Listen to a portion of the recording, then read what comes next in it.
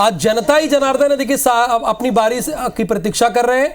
अमित शाह है, उनकी पत्नी है और आगे उनके सुपुत्र है, बल्कि बीच में आ गए अब तो जय शाह, और ये सभी अपने मताधिकार का इस्तेमाल करने के लिए गांधीनगर पहुंचे हैं। इसके पहले अहमदाबाद में देश के प्रधानमंत्री नरेंद्र मोदी को रिसीव किया और फिर उसके बाद अपने क्षेत्र में पहुंचे, क्योंकि यहीं आज वोटिंग भी हो रही है और यहीं से चुनाव लड़ रहे हैं। कुछ बातचीत हो रही है, पिता पुत्र में बातचीत हो रही है, क्योंकि वोटिंग की प्रक्रिया को फॉलो कर रहे हैं।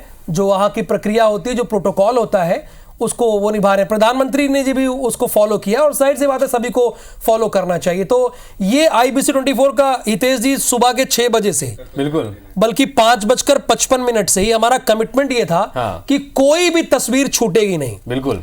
अब भाई, अब 11 राज्यों में चुनाव है, अब उसमें एक केंद्र शासित है तो 11 मिला लीजिए उसको। बिल्कुल, कुछ लोग इसी के फेरे पड़ जाते हैं। बिल्कुल राहुल जी, कई वर्षों से IBC 24 इसका पर्याय बन चुका है। बिल्कुल, चुनाव मतलब IBC 24 अगर हम कहते हैं तो ऐसे ही नहीं कहते हैं, क्योंकि लगातार हर बार हर चुनाव में IBC 24 ने इस बात को प्रूव किया है।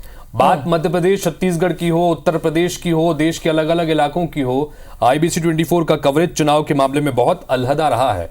और यही वजह है कि लगातार आज सवेरे से आप भी यहां पर लगे हुए हैं, और जैसा हम चर्चा कर भी रहे थे कि सभी लोगों को आज वोट डालना जरूरी है। हम ये लगातार अपील भी करते हैं कि सारे काम बाद में और पहले मतदान जरूर करें, और इसी कड़ी में मैंने भी आज वोट किया है। और आप थोड़ा विलंब भी हो गए, 8 बजे का बुलेटिन आपका लगा था मेरे साथ, लेकिन आपने बताया कि भीड़ बहुत लंबी थी जी, तो थोड़ा मुझे खुशी हुई कि आप विलंब हुए, लेकिन खुशी इस बात की हुई कि वोटर है बड़ी संख्या में वहां पर, तो ये खुशी हुई। और अमित शाह की पत्नी, उन्होंने अपने मताधिकार, अब जैसे बीप बजेगा तो हो जाएगा। बिल्कुल, ये बीप की आवाज सुनाई दी तो यानी आपका मतदान हो गया। तो ये बीप जो है ये मतदान की ताकत है और लोकतंत्र की सबसे बड़ी ताकत है। अब आ गए गृह मंत्री, केंद्रीय गृह मंत्री अमित भाई शाह, अब वो अपने मताधिकार का इस्तेमाल करेंगे। अच्छा, एक चीज देखिएगा हितेश जी, जब ये अपने मताधिकार का इस्तेमाल करेंगे तो उसके बाद वीवीपैट भी देखेंगे। 4 सेकंड देखेंगे कि पर्ची निकली कि नहीं निकली। प्रधानमंत्री ने भी देखा था, और पर्ची उसके आने के बाद ही बीप बजता है। और तभी हुआ कि मतदान आपका संपन्न हुआ पूरी तरीके से। वीवीपैट जो है ये नई सुविधा है, पहले ये सुविधा नहीं थी, यानी कि आपने वोट किसे दिया ये भी आप तुरंत देख पाते हैं उस वीवीपैट मशीन में।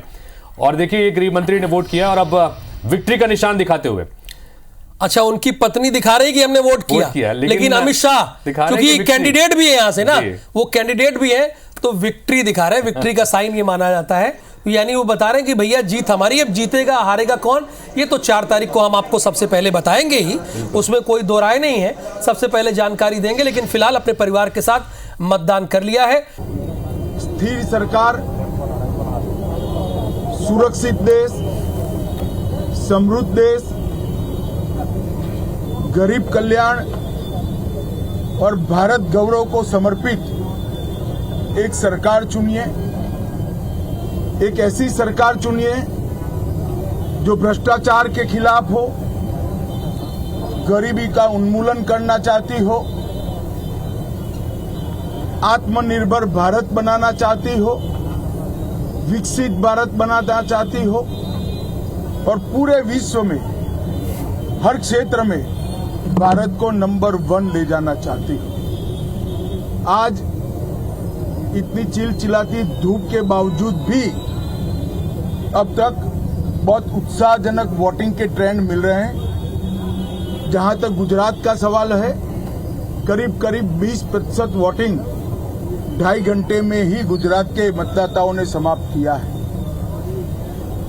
मुझे पूरा विश्वास है देश भर में आज जहां जहां मतदान है वो सभी मतदाता और गुजरात के मतदाता एक ऐसी सरकार चुनेंगे जो स्थायित्व भी देगी, सुरक्षा भी देगी, समृद्धि भी देगी, गरीबी से मुक्त भारत बनाएगी। मैं आज के लोकतंत्र के इस पर्व के अवसर पर सभी देशवासियों को बहुत बहुत शुभकामनाएं देता हूं और फिर से एक बार पुरजोश वोटिंग कर लोकतंत्र के इस पर्व में हिस्सा लेने की अपील करता हूं। आज देश में, चलिए अब वो गुजराती में संवाद कर रहे हैं, तो गृह मंत्री ने ये कहा कि पूरे देश भर में इस तीसरे चरण में बड़े अच्छे वोटिंग परसेंटेज निकल के आ रहे हैं। उन्होंने कहा कि 2 ही घंटे में गुजरात में 20% से ऊपर की वोटिंग हो चुकी है। गुजरात की सभी 26 में से 25 सीटों पर वोटिंग चल रही है। 25 इसलिए क्योंकि राहुल एक सीट पर नतीजा पहले ही आ चुका है। सूरत सीट पर निर्विरोध भारतीय जनता पार्टी के जो प्रत्याशी हैं वो चुनाव जीत चुके हैं, क्योंकि कांग्रेस के प्रत्याशी का नामांकन रद्द हो गया था।